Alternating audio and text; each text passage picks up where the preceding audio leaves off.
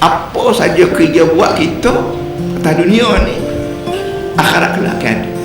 Dalam sembahyang kita sebut inna salati wa nusuki wa mahyaya wa mamati lillah. Sembahyang aku, haji aku, hidup mati aku lillah. Hidup mati, hidup bukan makna nyawa. Hidup makna aktiviti. Segala apa aktiviti aku, wahai Allah, untukmu wahai Allah.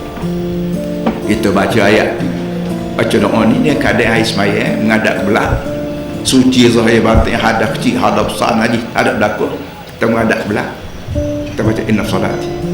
Lepas salati bila masuk tahap pula kita baca maliki yaumiddin. Maliki yaumiddin, kita ya Allah itu aku mengaku mu ni berkuasa penuh hari ad-din. Ad-din ni bukan agama, bukan apa, bukan pembalasan, bukan apa.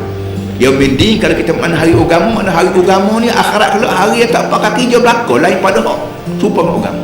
Hidup kita atas dunia ni orang panggil sebelah kaki atas dunia, belah kaki lagi akhirat, barulah pakai kaki je kita.